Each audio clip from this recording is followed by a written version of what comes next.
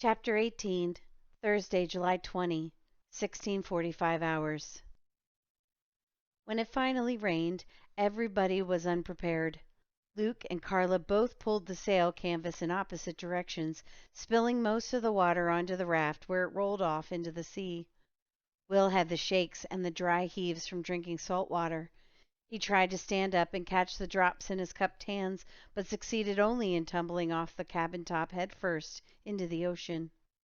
By the time they managed to haul him back on board, the tropical cloudburst was over. The rain hat held about an inch and a half of water. It was enough for two mouthfuls each. The water was warm and tasted a little salty. The rain hat, along with the raft and everything on it, was crusted with sea salt. But it was fresh water, their first in 3 days. Every little bit helps, muttered Luke in disgust. What a joke! It's better to have nothing than a thimbleful. This was just enough to remind us how much we need, and we're not getting, Carla agreed mournfully. Will's stomach was in such bad shape that he couldn't even keep a share down. He took one gulp and spit it up over the side. The other three looked on in agony. To them, nothing could be sadder than the thought of wasted water. Boredom became as much of a problem as hunger and thirst. Minutes rolled into hours, which rolled into days with a dreary gray sameness. The overwhelming dullness canceled out every other emotion, even, at last, fear. It teamed up with the body's weakness to sink Luke into an almost sleepy fog. A couple of days before, his every thought had been of rescue. Now it seldom crossed his mind. He didn't expect to be rescued. Sometimes he was so numb that he couldn't have cared less whether he was rescued or not. There were moments when the Coast Guard could have rear-ended the cabin top, and he probably wouldn't have even noticed. He could tell he wasn't the only one. By the next day, Will had virtually stopped talking. He lay on his side under the damp sail, his parched lips slightly apart, drifting in and out of a light doze. If anyone spoke to him, he only answered about half the time. More often than not, his replies made no sense at all.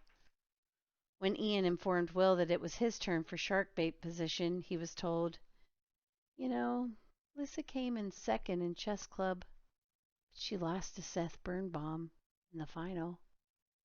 By unspoken agreement, Luke, Ian, and Carla stopped asking Will to take his turn dangling in the ocean. One thing was obvious. If they spent much more time lost at sea, Will was not going to survive. From the start, Carla had stubbornly insisted on exercising, doing aquatics, and taking short swims during her shark bait time.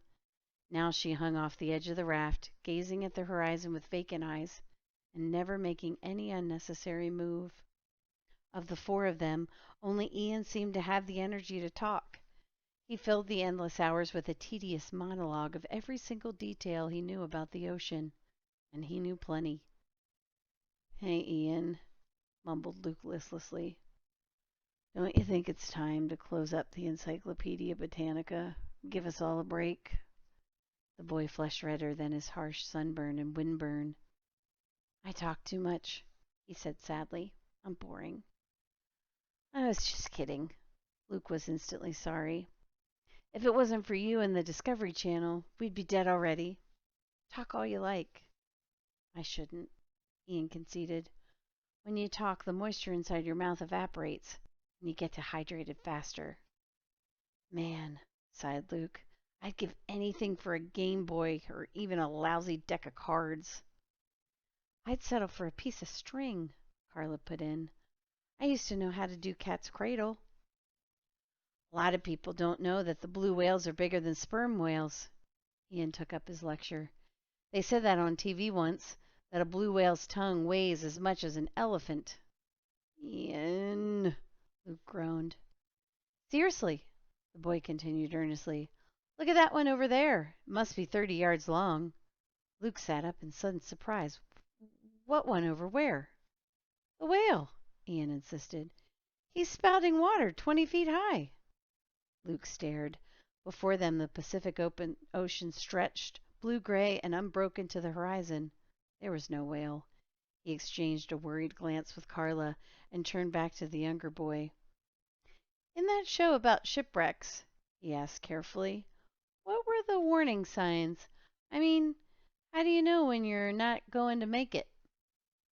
Slow, lazy behavior, Ian replied.